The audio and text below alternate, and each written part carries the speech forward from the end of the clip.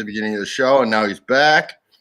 And we are here with our guest, the great cave explorer, James Draker from Hidden Worlds Diving. So let's see what kind of shit we can talk today. How's it going, guys? Happy and excited to be here, I think. Don't fucking lie. Don't lie. We must have dirt or something on you. That's how we got you on. There has to be some reason why I'm here. Who knows what it is? So guys, before we get started, I just want to say James is one of the few guests who's seen the show before and still agreed to come on. So I hadn't seen it before accepting to come on. Oh, you went back and watched them? There's a caveat there. Well, you know, here's the thing. You're still here after seeing the show. So, you know, that's a big deal. That's a big deal. So, I guess before we get started, Bender, you probably going to need to read that disclaimer here. Like tonight, it's going to be important. So the opinions expressed in this program are not necessarily those of Hidden Worlds Dive Shop, Dive Rated Scuba, Double Action Dive Charters, Fully Tech Marine, Fully Tech Charters, or Fully Tech Mechanical. Anybody who may employ or fire Bob or myself or James in the future. Any names you hear on the show are purely fictitious. If they sound like names you've heard before, it's pure coincidence. Legal department's really important, or really thinks that one's really important. There's going to be some coarse language tonight, or colorful language tonight. So if the kids are up and running around, it's time to put headphones in or put them to bed. Unless, of course, you're in California, in which case you're a shitty parent and the kids aren't going to turn out anyways. I think we got it covered. Bob, what are you drinking? I'm drinking a beer from Scorched Earth, a local brewery here. Let's see if I can figure out how to get it to the camera. And it's called Fierce Female. Karen went and bought some of this because I guess it was like Women's Day or something last week. So she went and picked some of this up. And that's what I'm drinking right now. But to be fair, I did start at about 3 o'clock today. So it's going to be a late start today. Well, for you, I mean, you're professional, being Florida man and all. So we have standards. So, well, Bender, what are you drinking? Well, in honor of crazy things that happen in Florida, I got Skinny Dip and Stout on the go here, and it is a very nice chocolate malty stout, and it'll get you drunk. That's a regular event down there at Jenny. So, James, what are you on today? So we're in Jamaica this week, just sort of hanging out and enjoying the beach and the sun and the surf and all that. So in honor of being in Jamaica, I'm drinking a bottle of Appleton's Estate Signature Series Jamaican rum. Can you see that? Yeah. That's very nice. So we're going to try to put it in the bottle this evening. But we started this afternoon right around noontime with a bottle of champagne, and we kind of went from there. So it's been a mix of things today. So I guess the first thing we got to talk about here is I'm seeing a lot of questions popping up in the chat. That can't be good. This is not good, James. You got to answer for something. Well, we'll share. Let's see. Whoever this Jeff Lindsay guy is, I'm not sure. He wants to know what happened to the beard. Can we skip right to the fuck off section? There you go, Half. And then we got another one. Where's the beard? So what happened? Was manhood getting to be a bit too much for you and you had to cut back? It really was. Every time I had to shove my manhood into my dry suit and get into the neck seal, it was just for me. See, not having an actual dive season and diving year round, it was just becoming an everyday hassle. Oh, okay. So the beard was too much for you. You couldn't handle it. The beard was too much for me. That's right. What a shame. What a shame. I thought better of you there, James. I really did. But it was a magnificent beard. It really was. Get the important stuff out of the way early. I mean, we're just getting started. So let's see how this goes. So, well, you said you're in Jamaica now, huh? Oh, we are. We're vacationing. We're vacationing. You know, when you have 60% of your caves flood out, and you've only got 1 or 2, 3, 4 options to choose from, you kind of got to step back and take some perspective in and decide that it's, time to go hang out on the beach for a while. Yeah, it's not so bad. I mean, it's certainly not the time of year. You don't want to go up and dive like the Great Lakes. You don't want to go deal with the ice and the frost. So you come down to Jamaica, you drink some rum, you sit on the beach, and you hang out with the locals. All right. So speaking of that, what needs to happen to get you to actually dive the Great Lakes? Warms up quite a bit in the summer. What's It warms up a bit in the summertime. right? But define a bit. Well, I mean, we get surface temperatures in like the low 70s. Right, and then at depth. You're 42. That's what it is. So that requires dry gloves. look, you and I have had this Recommended. conversation for a long time, and real men will put on dry gloves and go diving.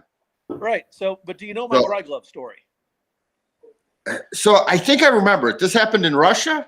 Yeah, we were in Russia. We were diving a cave. Yes. The water was 39, 40 degrees. And I hopped in, dry gloves on, first time ever, never put them on before, had no idea what I was doing with them, and they kept popping off. So there I am swimming around in a cave, in a foreign country, underground, freezing. Hands went numb, body went numb. Not a pleasant experience, I might add. So I'm a little bit hesitant and skeptical with the whole dry glove thing. Well, if you want to really get dry gloves down, what you want to do is sign up for one of Becky's Great Lakes trips. Okay. Because she runs like a dry glove clinic. She just loves sharing her knowledge of dry gloves with non-dry glove people. I think that's her favorite thing about diving the Great Lakes and sharing the Great Lakes experience. Well, so you see what sign up and what Dave had told me. Dave said if I come out on their trips, that Becky will actually personally put the glove liners and the gloves on for me, and seal up the rings and everything. It's part And of then the Dave will trip. show you how it's really done. Yeah.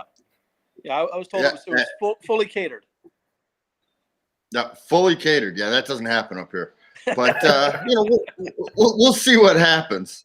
We'll see what happens. But we'd love to have you. Now, I don't even have to push your girlfriend there. She'll definitely come up and do it. All you gotta do is say the word, and the trip. I mean, she'll be there. She will. She's not afraid. With or without me, she's not afraid, and doesn't really care whether I go or not. There you go. There you go. And hey, you know what? We just had somebody, and this offer does stand. I will teach you a dry suit class if you need to for cold weather. So maybe we can work. But does that include installing the catheter for me? Well, I charge extra for that, but satisfaction guaranteed. If you've got warm hands, some things are worth paying for. There you go. There you go. It's going to be that kind of show, huh? I'm just all right. I want to make sure we're all in this together.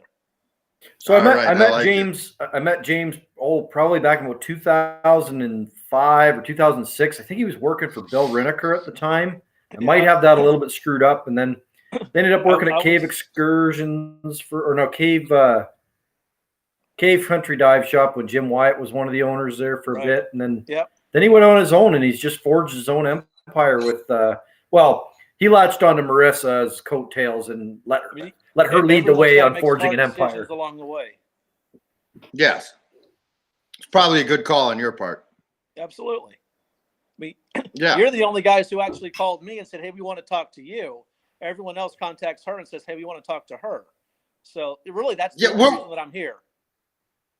Well, we figured for you, we could just call you a week before and we'll get you on. I know she's big time and we got to schedule something and do contracts and everything with her.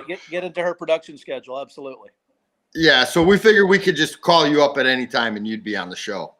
So, so guys, if you aren't familiar with James and his shop, I think your shop's a little different than most in Florida. I think of it more of like a little boutique kind of dive shop where it's more a higher end equipment, higher end training, more focused on the training. We're more focused on training. I tend to think of ourselves more as a training facility, more so than a dive shop. We certainly sell higher end products and we cater to a very sort of specific of clientele. But mostly what we're doing is dealing with our own individual students and selling things to our students. And we don't have shop hours and we don't have employees. We don't pump gas 24 hours a day. You can't just pull up in the middle of the night and pull out a 50-foot long whip and start, jamming gas. So that is nice though, I got to say. It has its advantages as long as nobody blows up. There you go. There you go. No, Still hasn't happened. I gotta say, you got a great little shop down there. I really liked it. It was nice shop. And well, one of these days I'll come do some training with you. Well, we got to get you, back into the caves, deep down in the silt, and just see what you're really all about. See what that beard can do. I got that beard. I can do anything. Don't worry about it. You used to be able to, and then the way she goes. I had to step things back a little bit. So, what you've done a lot of cool projects down there. What kind of stuff you working on now? For the last year, everyone's just kind of been hunkered down with COVID and things of that nature. But really, for the last 2 or 3 years, Marissa and I have just been primarily focused on the shop, on our training, on our teaching schedule, on growing a brand and just getting that recognition out there as to who we are and what we're doing and what we're offering. Trying to differentiate ourselves a little bit from some of the other guys that are down there and doing different things. And unfortunately, what I've realized over the last 6 months or so is that some of the bigger projects and involvement with some of the cool stuff we've kind of put off to the side as we've just really been focused on individually and independently what the two of us are working on together. Okay. Well, that's kind of cool. In the past, it was great to get out there, and I look forward to doing this again and doing some of the exploration stuff at Eagle's Nest, being a part of projects that the KUR guys were doing, and really kind of getting out there and doing some of the bigger dives, the deeper dives, and pushing some of that stuff. But we've had a great time over the last couple of years, just really kind of building the brand and getting the training facility up and running and getting that recognition and getting people to know who we are and know what we're doing and think of us as the team that we are doing the things that we are. So it was about a year and a half. Well, it was February of 2020, which seems like forever ago. I bet it does. It's right before you guys went ahead and shut your borders. Yeah, I was kind of the last guy back in the country before they locked us all down. But I bet they wish they'd closed the borders 2 days earlier. I bet they do. So the problem is they need somebody to pay some fucking taxes, so they let me back in. But I spent a week with James a year and a bit ago under the strong recommendation from Jeff Lindsay. He'd spent a week with James about a year earlier, and I got to say it's probably some of the most intense training I've ever done. There wasn't any specific goals we really had going into the week. But at the end of it, I felt like he had, under his guidance, taken my rebreather diving to the next level. And it was intense, but at the same time, it felt really relaxed. It felt like I was just spending a week diving with a buddy. But when I look back at what I learned and how my skills, at least in my opinion, developed, it was really definitely probably the best investment I've spent in diving probably in a decade at least. So probably the only better investment I've ever made was buying a scooter. So thank you. I appreciate to hear that. And I think that you keyed in on something that we really strive for, which is to take people diving and make sure they're having fun, make sure that they're safe, and make sure they're learning things at the same time. That environment is where people are really going to excel. If you're yelling at someone and beating somebody up and just constantly hammering people with things, people start to shut down and they don't retain the information and they leave kind of with their head hung low. Whereas if you can come in and have a good time, you sit around, you have good discussions, everybody gets something out of that, and everyone leaves as a better diver because of it. And there's some Great Lakes divers watching now probably that haven't done any training in Florida, and you hear it from a lot of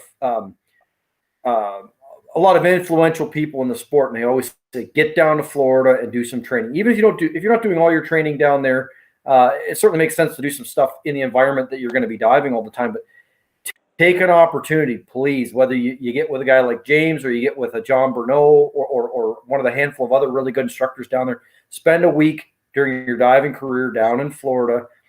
The exposure to new ideas and new procedures and techniques will change your life. It really will. So I've had the opportunity to spend a few weeks with different instructors. I'm going to say the highlight was with James, and I've got the utmost respect for him and what they're doing. James is, without making him talk about himself, because he won't tell you how good he is, because you got to pry that out of him. He and Marissa are constantly investing in themselves. So while I was down for a week with James, he was diving a prism, and I busted his balls about it all week. But he's putting in the time to. Have you got your prism instructor card now, Yep, James? Or? I do. Yeah. So growing the brand and growing the ability to cater to as many different machines as is probably economically reasonable to expect. I would think that you're probably between a $5,000 and a $15,000 investment for every instructor card brand or whatever that you add to the list. So yeah, I mean, obviously the machines themselves are not cheap. The the training programs add up. Working with all the different instructors, but with every instructor trainer that I've worked with, every different machine that I've worked on, I always come away having learned something myself, and it's something that I can incorporate into the diving that I'm doing or incorporating into the teaching that we're offering.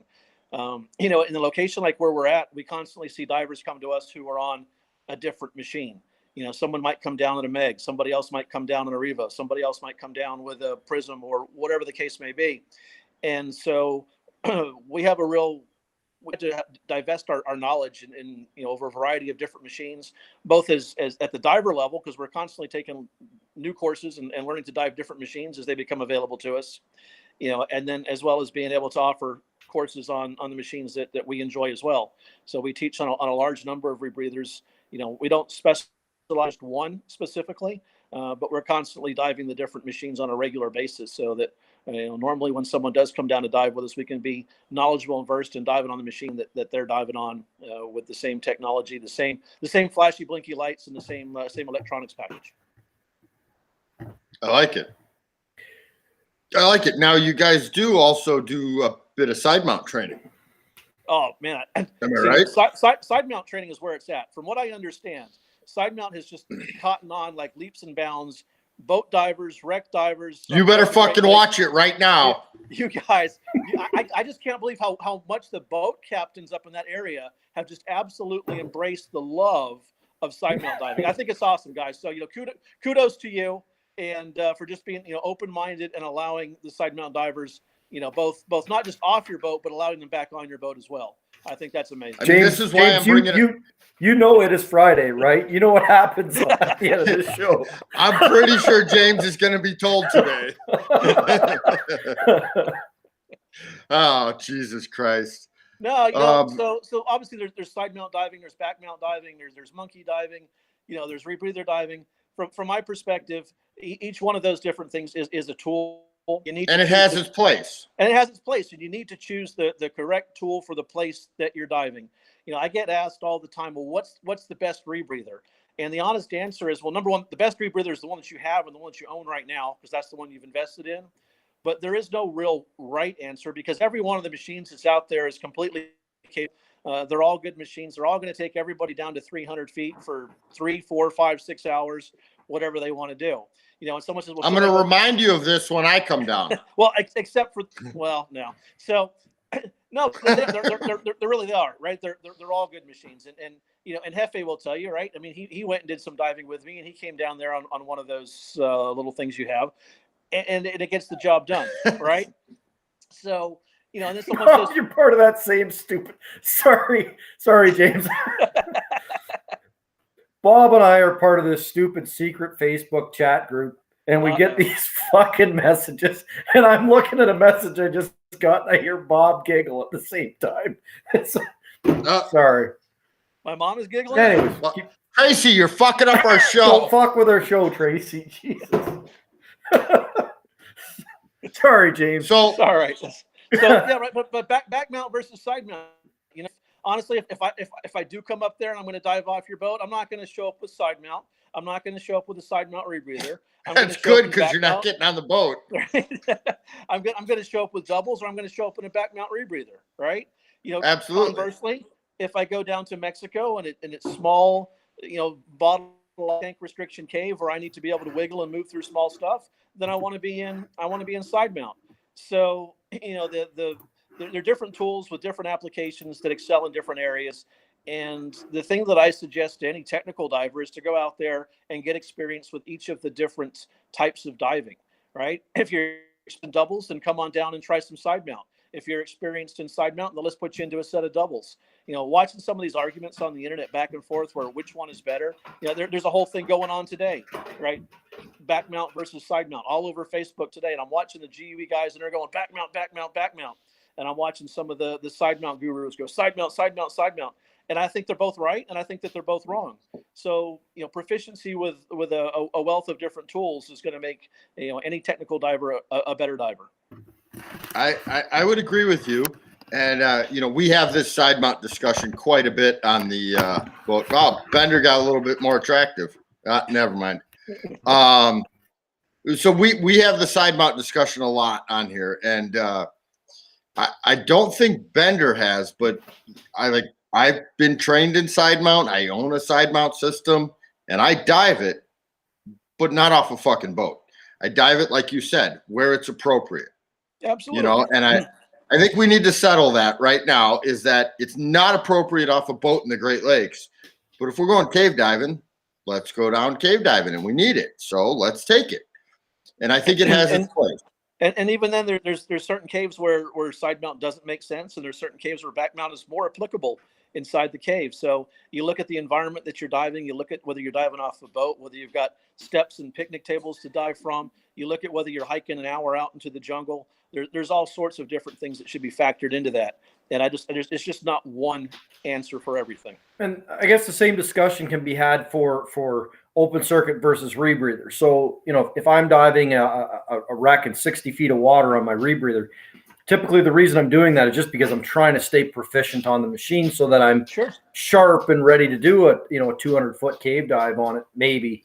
With the exception, if I'm doing a working dive and I'm shooting a lineup or guiding an inexperienced diver, I'm going to go open circuit because it's just it's the simplest way to accomplish the task, the most reliable way, takes the least amount of my mental capacity so that I can focus completely on the task. So it's not specifically a side mount, back mount, open circuit, closed circuit. I guess it's the best tool for the job, given the environment, given the location and the logistics and everything else, right? So no, you're absolutely right. And the other thing that you see is guys that transition over to a rebreather that get that open circuit exists, and that's not the right way to dive either. If you're a rebreather diver and you have to bail out, if there's a problem with your machine and something goes sideways, you become an open circuit diver. And so how many of these rebreather divers do we see out there every day that haven't put on doubles or side mount or breathed open circuit gas in a long time? They forget what their sac rate was. They forget how much gas you go through. So it's important to stay proficient. It's important to pick the right tool for the job, and it's important to to choose the best tool for whatever environment it is that you're going to work in. So James, we got a question here that kind of pertains to that. Elliot, he said he's seen a massive increase in number of deaths on breathers. Yeah, that's just because there's more people diving them. But he wants to know, a lot of breather dives are planned for profiles that are open circuit appropriate. Breathers have great inherent risk. How do you teach your students to choose between open circuit and closed circuit for a given profile? Yeah, the student, the diver, has to make the decision for themselves. When you're learning a rebreather, one of the most important things is to spend as much time on that rebreather as possible, gaining hours, gaining time. Uh-oh. Someone's getting touched. Siri. Yeah, Siri was talking to me. Was Siri agreeing or disagreeing? I don't know what the fuck she was saying. She's a bitch. Right, but as a new rebreather diver, it's important to go out there and hone those skills and gain the confidence in the machine. It's important to log the hours, and it's important to gain the experience. And at the same time, after a diver has mastered or become very comfortable with that machine, it's important to go back and choose and do dives that are open circuit. So whenever we're looking at a dive, we do look at the dive and determine, could this dive be done just as easily, perhaps more safely? Is the logistics so easier on open circuit, or does it make more sense to do something on the rebreather? And if you look at any of the diving that we're doing, and we post a lot of pictures, we post a lot of updates and put things on social media, between Marissa and I, we're constantly going back and forth between rebreather and open circuit. We'll go down to Mexico for 3 or 4 weeks at a time. And most of that diving is for fun. And we wake up in the morning and where are we going to go and what are we going to do and what makes the most sense today, right? I have the luxury of being able to choose one of any 3 or 4 different side mount rebreathers and one of any 5 or 6 back mount rebreathers. When I walk out to my shed in the morning, I'm going to choose the tool that makes the most sense for me. And if that's picking up open circuit, if that's picking up side mount, picking up back mount, if that's picking up the rebreather that makes the most sense. There's a few that I might prefer. There's a few that I might not like quite as much, but they'll all get the job done. But you've got to have the wherewithal at the beginning of the day to decide which is the right tool for you and which makes the most sense. What is the dive that you're doing? What is your experience level? And which one of those tools is going to be most applicable? All right. So James has sort of got a bit of a nickname as of late, and certainly the beard helped create the legend that is. She's becoming more of a woman every day with the less and less beard. So the nickname, for those of you that don't know, is Florida Man, and a simple Google search would tell you what a legend Florida Man is, because every day somewhere in the world there is a news story starting with Florida Man. So he's the original superhero, and we're just going to read up. That's good company to be. Now, Bender, I check every day because I'm convinced we're going to read. It says James Draker, but instead it says Florida Man. So just a few things that Florida Man can add to or has on his list of accomplishments. So first off, Florida Man charged with assault with a deadly weapon after throwing an alligator through a Wendy's drive-thru. Did you or did you not do that? I can neither confirm nor deny that it was a Wendy's drive-thru. Okay. All right. All right. All right. What else you got, Bender? Florida Man, tired of waiting in hospital, steals the ambulance and drives home. I mean, what is wrong with that, right? We've all had those moments. You're waiting in line. You're tired to go, right? You flash on the lights. Do you get home faster, right? What's wrong with that? I mean, this is the true Florida Man. And back during the previous election, not the last messy one, but the one before that, Florida Man apparently painting anti-Hillary messages on Tampa Bay crabs. And those were good. Not the kind of crabs you find at the trailer park. The hardest part about that for me was actually getting in the salt water and catching the crabs. Yeah, it was rough, but you got it done, right? But I mean, the crabs in Jenny Springs are an entirely different category. Oh yeah, those are a whole different type of crab you find at Jenny Springs. That's right. And this will be the last one.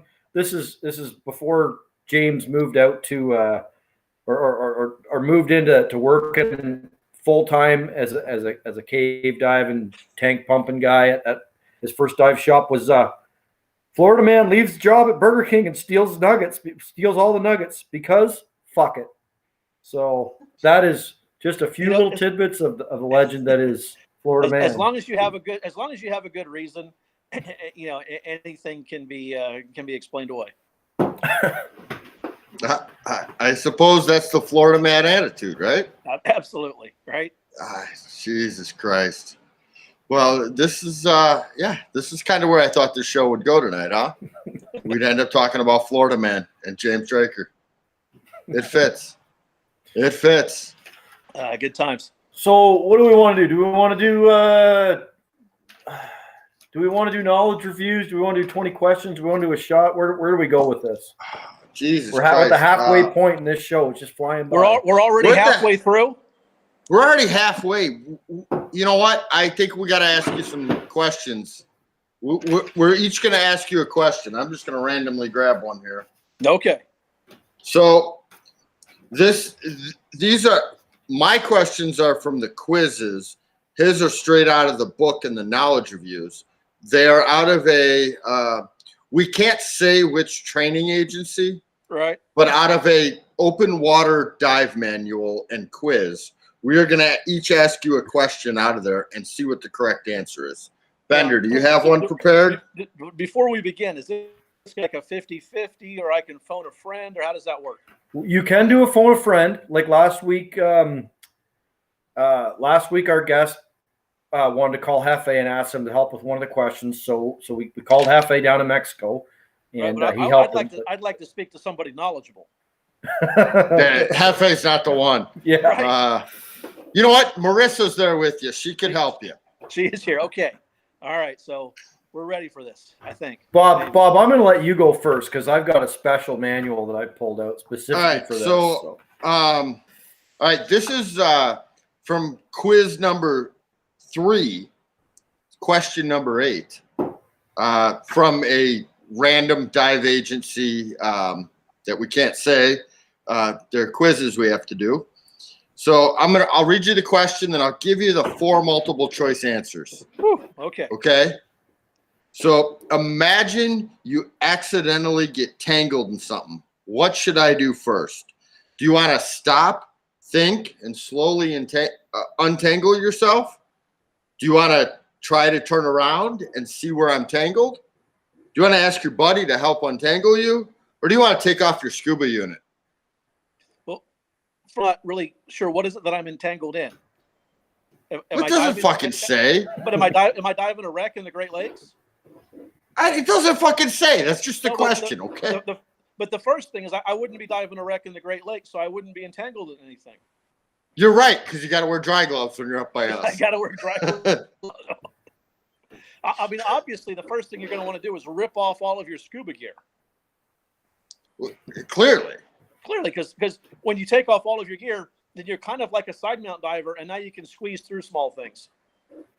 See, I always thought the correct answer would be to pull out that big sword of a knife you got strapped to your leg and just start whipping it around and seeing if you can cut it. To my leg is not a knife, Bob. That's not a knife. Oh boy. Well, now we know why. No, it's just you mean like I'm still tangled, and now it's just fucking awkward. I hope nobody sees me. Oh fuck. Well, wait, we got somebody here.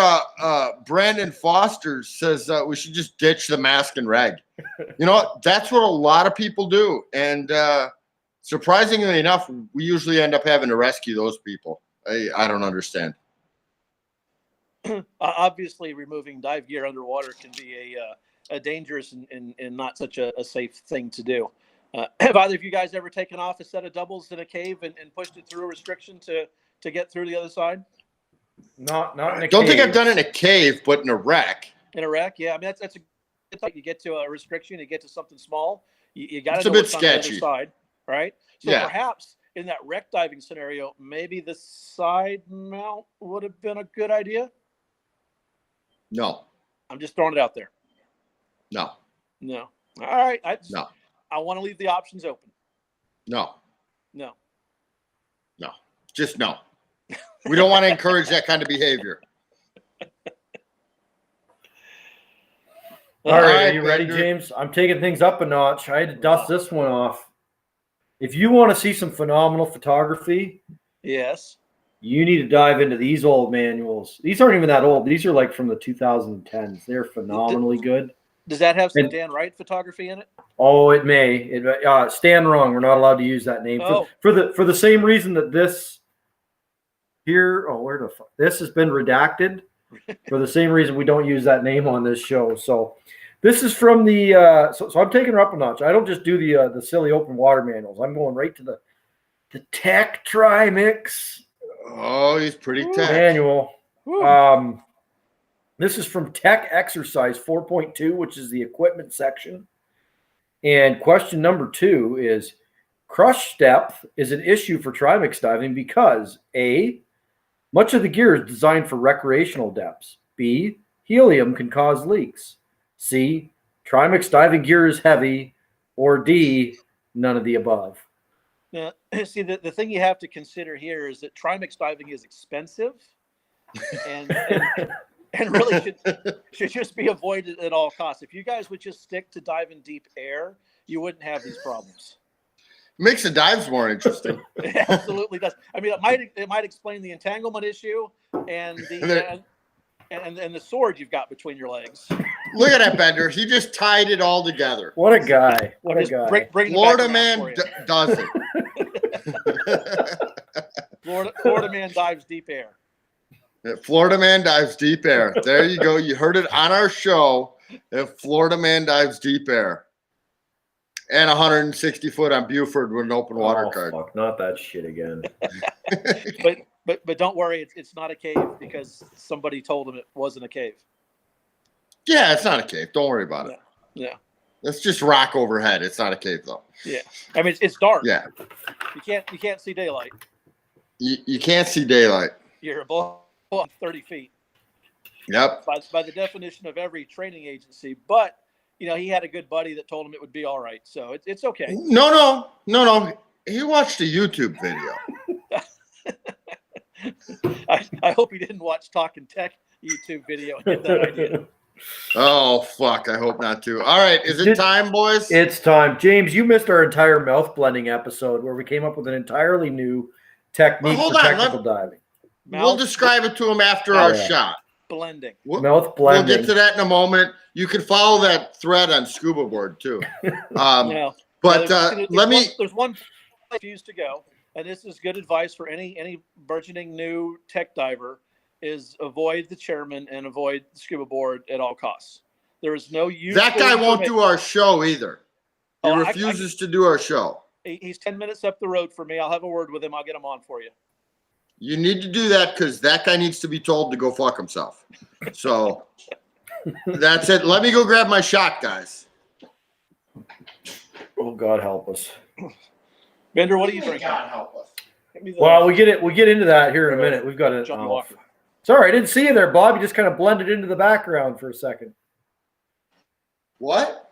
I said you just kind of blended into the background there. Well, I'm really sorry about that. Okay. Well, I'm coming back. All right. So now it's time for shots, as we do every week, from our unofficial sponsor because they won't return our fucking emails. But can I have a different sponsor? Oh, you motherfucker! Oh, nice. But I'm there with you in spirit. You're not drinking the good stuff like us. No, I'm not. No, I don't know which mans are licking, but no. This is Lickerman's. It's an old dirty Canadian whiskey.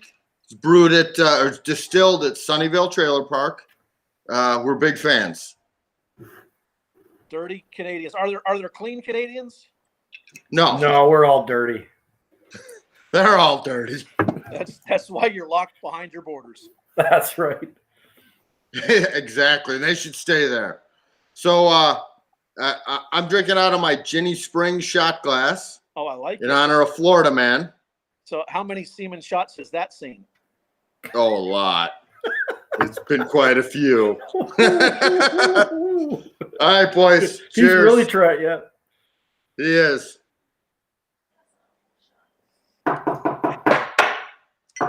Oh, that is a dirty, All dirty right, whiskey. boys. That's a dirty whiskey. Mine was a nice, smooth blended Scotch. Thank you for asking. Yeah. Well, you know what? So when I come down, take a shot of that Scotch, James. Put it out on the balcony for 3 or 4 days, and then just down the hatch. You'll be right in the ballpark. I can only imagine. So, James, now I have a very limited supply of Lickerman's because I can't get it being in the States. But we did have somebody send me some. Got it smuggled across the border by rum runners.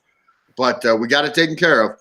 When I come down there at the end of April, first part of May, I'm bringing a bottle. We're going to drink some. Let's do it. That's the deal.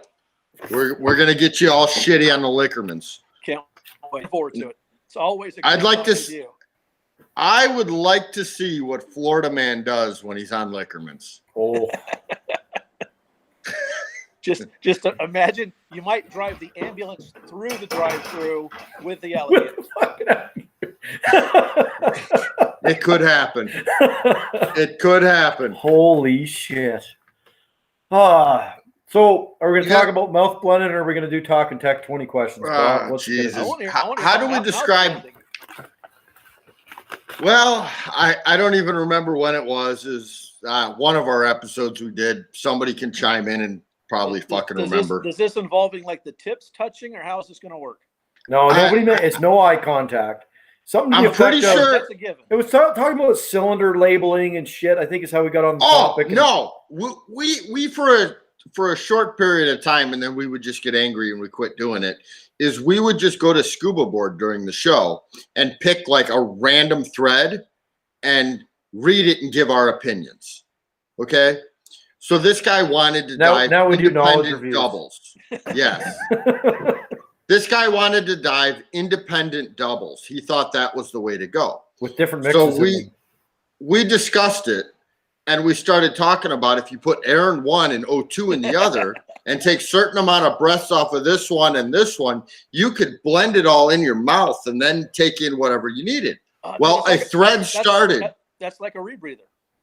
But Exactly. What I'm picturing for your mouth blending is those hats that you get at Disney World, right? Oh, the beer hats. The beer hats, right? With the straws that come down.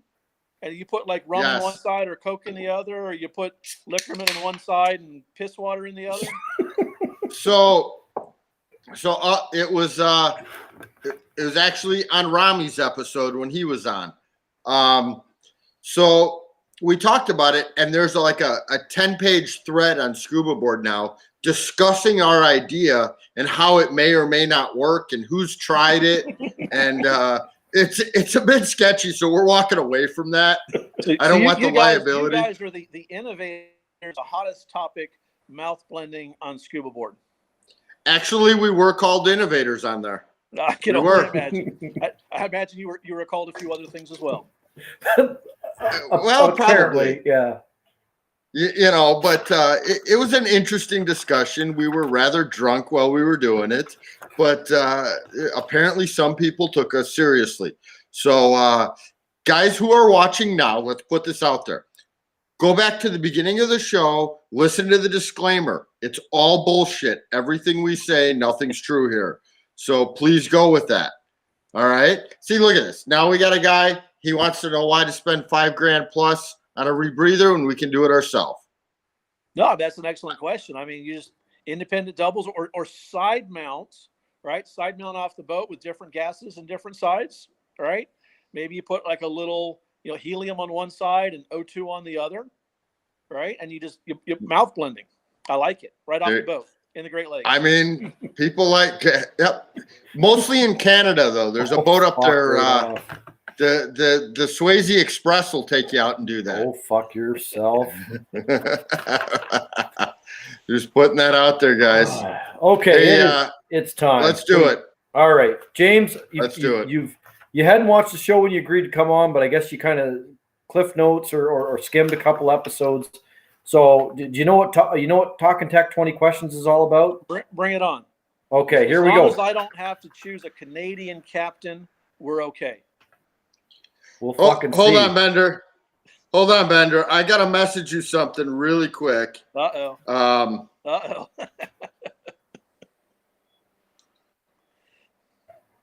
Yeah, okay, there we go. That's been sent. We got to modify a question here. We're going to make it really hard on you today. You motherfucker. I like that. Yep. Oh, yeah, shit. I think that needs to change. Yeah. There's one question we modify every week, Yeah. depending on our guest, and we had to change one for you. Yeah. Okay. It was going to be tough, but now it's heartbreaking. Okay, gas or diesel? Diesel. Open circuit or closed? Depends on the environment and the dive. Salt or fresh? Fresh. Coffee or tea? Tea. Back mount or side mount? Depends on the dive. Better captain, Captain Kirk or Captain Picard? And Star Wars. What in the fuck is Star Wars? They didn't have that up in Canada, did they? No, we got fucking No. class. Dogs or cats? Dogs. Beer or wine? Beer. Favorite Great Lake? I don't know the name of the first one. Fuck. You pussy, it's too cold for you. Canon or Nikon? Lake Okeechobee. That's where the alligators come from. Ah. That he Was the last throws through the question? fucking window at he throws through the window at fucking Wendy's. Fucker had it come and fuck up my order, will you? Canon or Nikon? Who cares? Computer or tables? Computers. Better photographer? Fuck, I gotta. What was this? What was the question again? Oh, Marissa. Oh, you fucking know. Yeah, Marissa or Hefe? You know, ultimately, see, it's a whole different discussion for me because I think the photographer is made by the model, right? I know you've had conversations with previous photographers. No. All You're right. gonna No, answer this come on. fucking question. Who takes the better fucking picture? Which one? Hefe or Marissa? Marissa. Well, Hefe's Yeah, we fucking. know why you're Hefe's having saying a rough. Hefe's having a rough go, you know. Fucking half. Rex or Caves? Caves. Sausage or taco? Got to be a taco. Johnny Cash or Elton John? Cash. Top or bottom? Top. Power or sail? Power. GUE or TDI? TDI. Sweet or salty? Sweet. And the last one is rust or wood? Rust. All right. Well, that's Talkin Tek 20 questions. It was interesting. Woo-hoo. That was interesting. Who'd we have on Okay. last week? Fuck, we could not get him to answer that fucking photographer question. I don't know. Somebody comment on who we had on last week. I don't fucking remember. I mean, Shows how much we pay oh, attention. no, we had Ryan on last week. We had That's Ryan right. on last week. He would not And he answer was that being question. all, no, he wouldn't do it. And I don't know if any of you guys saw, we almost got him to answer the question in the after party, but then he caught that I was trying to make it go live, and he got a little upset. So I almost got an answer out of him, but Hefe, don't worry, we love you. We know you're the best. So just putting that I'm out actually there. curious about, do you have an update on your camera challenge? Right. I gotta have, You're gonna well, give all of your photographers a shitty camera. right? Yep. So you can come up with the best photograph, right? It's gonna happen. I've got to have a couple more discussions. We've just been fucked for time in our real jobs. Believe it or not, Bob and myself do not make a living hosting this shitty fucking show on Friday night. Wait, I I know. know it's hard to believe. I'm wondering when the royalty check's going to start rolling in. Oh, we can mail you a check. Just fucking don't cash it. Don't Yeah, cash I it. don't want Canadian loonies and toonies and shit like that. We have fucking Canadian Tire money, bud. Yeah, fuck. Oh shit. We're working on it. It's gonna be something special. Thanks for bringing that back to the forefront. I will. I got to put some pressure on some people, and we're gonna put it together. We're hoping to have it together by now, but As long fucking as I keep my mouth shut. yeah, camera Because manufacturers really get mad That's when you not refer to their likely to product. When you refer, I had a friend who had a camera issue with a certain brand, and I called him out on Facebook of having a shitty camera. And apparently that's one of the brands that was considering sponsoring this. Oh, And they don't like that. So the rep contacted me. He was rather unhappy. But, I mean, that's the whole idea of the challenge. Let's prove it's not a shitty camera, right? Let's put it in the hands of good photographers. Don't worry, we won't send you one, James. no, You won't get one. I don't. I'm the model. I'm the guy that really makes the photo just pop. You know, I'm the guy that's there. You know, in the foreground of the picture. You know, without a good model, there's nothing. Well, okay. Okay. Florida man makes a good model, I suppose. Florida man I in photo that suppose. wins contest, that wins shitty camera challenge. Oh shit! It really pissed Marissa off if someone else took a picture of Florida man and won the contest with it, and it could possibly happen, especially if we get him up here to dive the Great Lakes. Yeah, she would not be happy about that. Look. James shaved his beard off. He's not man enough to come dive the Great Lakes. Let's be honest. Not until you warm that shit up. Are we going to issue a challenge? You know, Terry Irvine challenged Jared Jablonski in like 1996 to come and dive the Great Lakes. And in 2011, that son of a bitch friggin' called him on it and made it. It was pretty cool. He rented like a little Kia Rio, and it was and he dove an RB80 out of a Kia Rio for a fucking week. It's kind of adds to the legend that is Jared. So TK, you were there. 15 years. If you call me on it, I've got 15 years to get up there, huh? That's it. Yeah. No. Yeah, he'll give you. Come up this fucking summer. And I'm thinking that by then he'll be embracing side mount off the boat. No. No. Not That's not gonna gonna fucking happen. Well, speaking of It's side just- mount off a boat, Bob, it's Friday. Well, hold on. Before we get into that, we got a question here. This is actually Chris, who goes by this fucking whatever the fuck his name is on here. I don't know why he does that. So let's give James a chance. He wants to know where your shop is at. Yeah. And how you got involved in diving.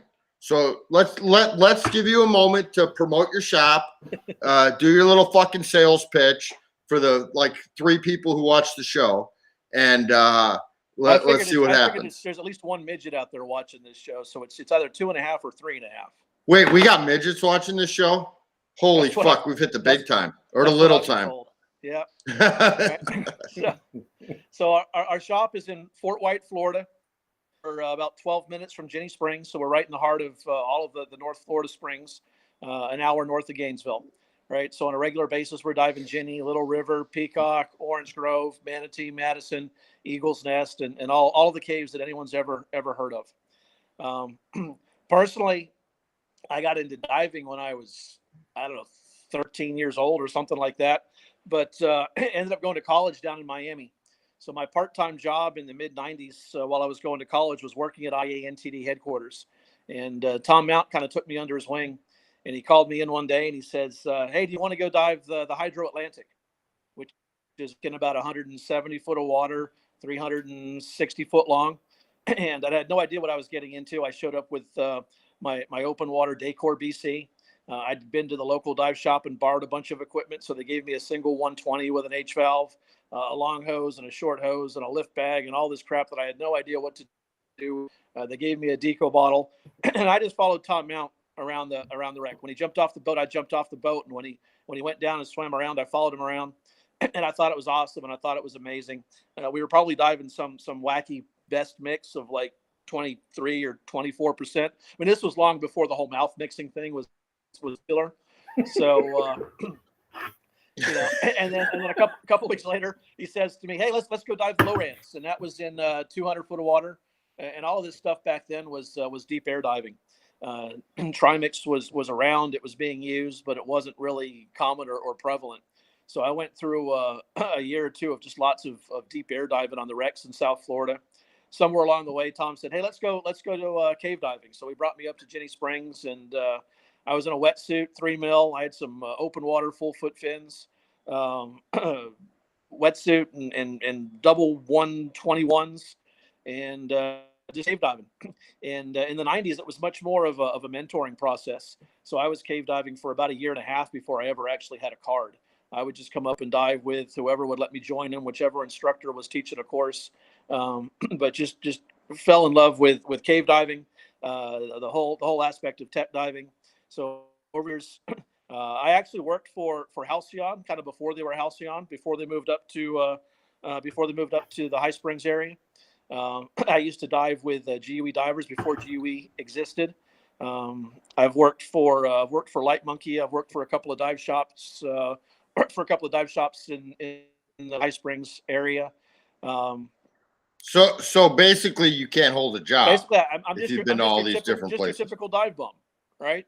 Can't hold. Typical Florida man. Florida man, absolutely. I mean, every time you throw an alligator through a window, you have to go find new gainful employment. So, just in and out of the industry for years and years and years, working with different manufacturers. I've been a rep. I've been a distributor for different manufacturers, and finally, it was almost 3 years ago, and Marissa and I were sitting around, and I said it's time for us to do our own thing and put ourselves out there and step our game up, and that was sort of when the concept of having Hidden Worlds Diving right there in Fort White as a training facility. And ultimately, what I was looking for was a place to sit down and shoot the shit with students and have a nice professional, clean environment. A whiteboard and a conference table and a workbench to work off of. And as things kind of happened, one thing turned into another, and things sort of grew and it expanded. And technically, I guess now it's a dive shop, and we're constantly hoping and looking for and trying to encourage, not necessarily to encourage people into cave diving that have no interest or no desire into cave diving, not trying to encourage people that have no desire into rebreather diving. But if you're interested, if you're curious, if you're on the fence and you want to learn about it, you want to find out something about it, this is what we do every day. We're full-time tech, trimix, cave, rebreather, side mount, every single day. And the most awesome part about what we do is that every week we're working with different students, and every week we're teaching a different aspect of tech diving. So we don't get bored, we don't get burnt out. We're not teaching open water. We're not running through 6 or 8 students every week or every weekend, and we really get to spend time, and individualize a course and put together a program for somebody. The same way that Bender said, hey, he kind of showed up without a real idea of exactly what he wanted or what he wanted to get out of it or where we were going to start from or where we were going to finish off. And we put together a personalized program that's going to benefit that person. It's going to be able to leave at the end of their time with us and feel that they've money well spent, that they've learned something and they've left with some new skills. And that's our goal.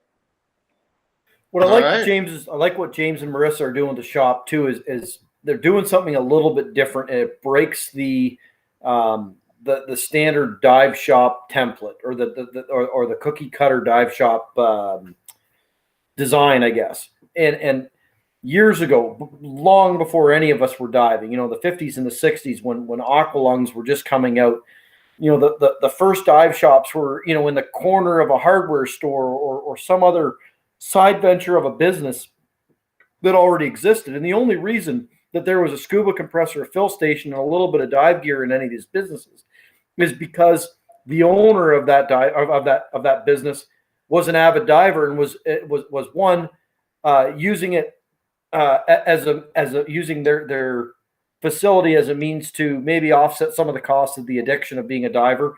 But at the time, the sport was so small that there just was not the economic activity to support someone's livelihood as a diver or a dive shop owner or specifically selling gear. And I think COVID and e-commerce and a bunch of other factors certainly over the last 10 years changed the way that dive shops are defined. And some big manufacturers probably are never going to embrace this. But, a dive shop that doesn't have set hours, a dive shop that isn't, Tuesday afternoon at 2:00 and you go try to pull the door handle at Hidden Worlds and it's locked because James and Marissa are out diving and teaching, or they're in Jamaica drinking rum. Okay. So, other dive shops, specifically in destinations, have unfixed hours. There's some people running dive shops out of their homes, and again, if you're in a population center where you got 500,000 people, that's a city that can probably support 1 or 2 or 3 dive shops, even in Canada. But when you get into a more rural environment or more specialized environment, breaking that mold, doing something different, but still, if someone really needs an air fill, they're gonna have to call or text or drop the tanks behind the shop or leave them in the back of the truck or something like that. But James will get them taken care of. And there's many other independent, quasi boutique dive shop owners that'll do the same thing. And I hope over the next 5 years, we see some of the major equipment manufacturers embrace that, your standard I can't say 5-star, but 5 fancy shiny things in the sky facility isn't the only way to get this done. And I deal with this in my personal, in our normal businesses. Do you want a dealer that's going to do $5,000 a year with you and pay you on every single order? Or you want 10 dealers that are doing that, or do you want one dealer that's doing 50 grand a year, but they got you on 150 day terms to get paid and just kind of treating you like crap? I'm kind of rambling here, but where I'm going with this, it's neat to see a fresh attitude and a different way of doing things, rather than putting someone that doesn't know anything about diving sitting there to answer the phone, maybe fill tanks if they don't screw it up and hurt your brand. You're better just have the door locked and be there when you can be. So yeah, that's neat. been one of our biggest decisions or things that we discuss is having an employee and having the shop open 8 hours a day, 5 hours a day, 10 hours a day, whatever it might be. We want to make sure that when someone walks through that door, it's Marissa or I or somebody equally knowledgeable that's able to help answer the questions, point them in the right direction, and give somebody help and guidance. We're not looking to do massive volume sales, and we're not trying to just sell somebody a mask because it's pink or it's black and it's cool. We want to sell people equipment that's going to work for them. The only equipment manufacturers that we represent and that we sell is equipment that we actually dive ourselves, and it's manufacturers that we know are going to stand behind us and stand behind their equipment. We've got some great manufacturers that we work with. When we've got guys like Light Monkey that are right 10 minutes up the street, if I need help or service or something from them, they take care of it. Come on, that's more than 10 minutes. It's a fucking Light Monkey? hour. That's a bit of a No, drive. Light Monkey, 10, 12 minutes up the road. These Florida guys know the back way. We all go the fucking long way. You got to make the turn. The lights are flipped on, man. Oh, he stole the ambulance. That's how he does it. Right. But there's a lot of great manufacturers and distributors out there, and those are the guys that we've chosen to work with. And in many cases, they're people that want to be represented by a bit of a high-end store or a boutique store. They want to make sure that their product is being represented properly as well. So we've had to go to some of these guys and prove ourselves and prove our wealth to some of these manufacturers that they're not just giving out their product to anyone. I think that we're one of the few worldwide dealers of Apex without having the Aqualung brand. So we are Apex dealers, and we don't have Aqualung because we don't deal with the open water guys. And that was something that Marissa worked really hard with the Apex rep to work on to allow us to be just an Apex dealer. So we want to make sure that the brands that we represent and the equipment that we have, the product selling, are all things that we believe in, all things that we dive on a regular basis. And, that should anyone have a problem with it, we know that the manufacturer is going to stand behind it, but we also believe that they're not going to have issues with this equipment. I like what you guys are doing down there. I don't know. James, when the fuck did I meet you? 2-3 years ago? Yeah, it hadn't been right? that long ago. You were down in Florida with wasn't that long with ago? A couple of guys, and I think the first time we really met, we were having breakfast together, right? No, it was whenever Hefe did his Eagles Nest stuff, right? training down there and stuff, yeah. Yeah, because he was a new diver down there then. Brand new. But yeah, he was clearly so new that he wasn't always sure whether he should have his DSV open or closed. So it was on that trip, and I'm gonna put this out there for everybody to know. I found out the guy who I did my cave diving training with and everything, he was no longer teaching. He's not active. He actually moved out of Florida. He's no longer a Florida man. And so I'm down in Florida, and I'm talking with our friend Larry Green. And I asked Larry, who do I send my students and my friends and my customers to do their training? And he said, James is the man down there now. So to me, that said, that's it. You're the guy to go to. So everybody watching, if you want to go learn how to cave dive, you go down and see James or Marissa. She's equally as probably better. I'm sure she's trained. Better. She's probably better. Well, clearly. I mean, that's obvious, but it's awesome when you say something, mention somebody like Larry Green, because Eagles Nest is one of my favorite caves, and you can be 300 feet deep and 2,000 feet back, and you're finding arrows that say Larry Green on them from 1994. And Yeah. Larry taught me my cave DPV course in 2001, I think it was. I mean, heck, that was 20 years ago. Larry was the guy. So it's really nice and really awesome to hear him say something about that about me. Well, when I hear a guy like that say that you're the guy to go to, you're the man down there now, to me, that's where I'm going to send anybody. Clearly you're qualified to do this. Even though I'm going to give you hell about everything and fuck with you quite a bit, I will send everybody I know your way. Awesome. So everybody watching, you want to go learn this shit, go down to fucking James or Marissa. Better off with Marissa, but But she's usually booked up months in advance, so I have a lot more availability. He's always open and nobody wants to go with him. So Okay. there we go. It's Friday, Bob. Let's do it. It's Friday. I'm gonna need a moment because I gotta scroll up to a comment that's gonna actually be my fuck off segment. Well, James, you watched the show. You can go first. You're the guest of honor, so go for it. I knew this part was coming, and Cave Country is known for its drama, and I really try. I really try to not promote that or support that, and I think we should all get along.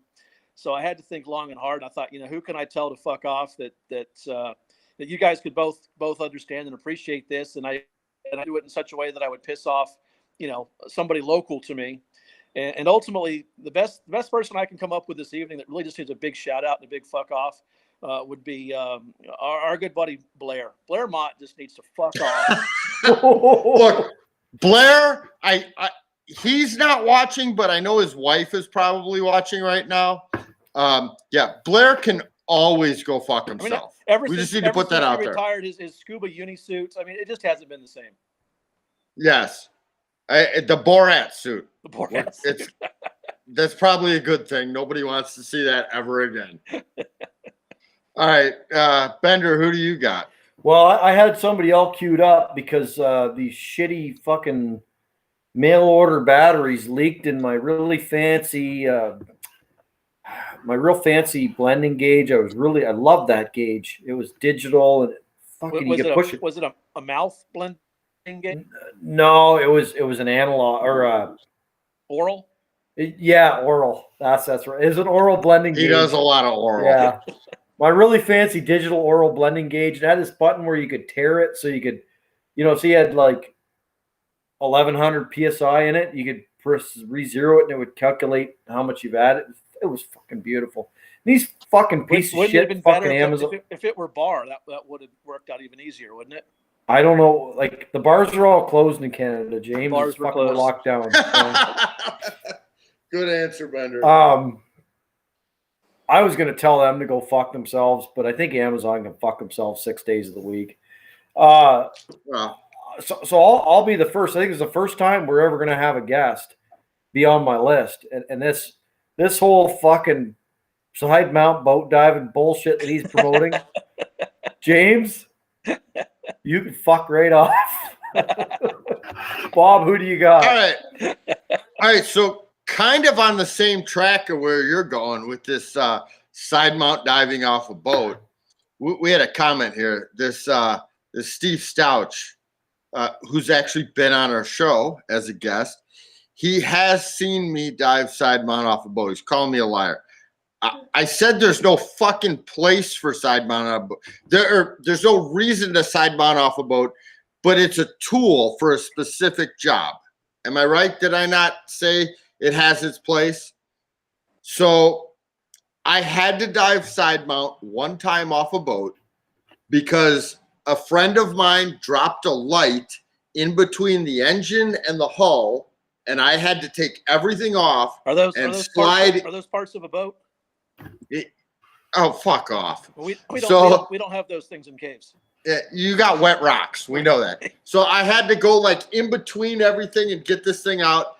After the guy in back mount, Steve, fuck you, silted the whole fucking room out, I had to go in and do it. Now I did do it in side mount, but only because I had a specific mission in mind. and I did it, and I took that shit off, and I haven't put it back on since. So, Steve, go fuck yourself. We don't need to bring that up anymore. We're done. Can I start over, James? I take it back. Okay, I'm sorry what I said when I was angry about side mount. Bob, you can fuck right off with your side mount off a boat shit. I thought we had this shit. I did worked it out. once. Dude. Yeah, well, I did fuck. it one time. You broke my heart, One Bob. You fucking fucking time. cheated on me. I needed to do it one Bob, time. Bob, you know what they say about sucking? Well, you know what they say about that, right? You do it once.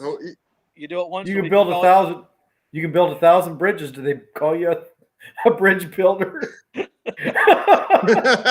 Okay, everybody. This show's going downhill. It's time for the after party where we take things up a notch. Yes, we are done with all you fucking people watching this show today. Fuck off. We're done with you. It's time for the after party. We only have one other person joining us because the rest of you aren't good enough. So fuck off. Thanks, guys. All right, guys. Looking forward We're to gonna everybody end this down there in Florida sometime soon. Yes, thanks for joining us, Ambulances, James. Crocodiles and drive-throughs. Don't log off, James. Yes, You're sir. not done. That's what she said. All right.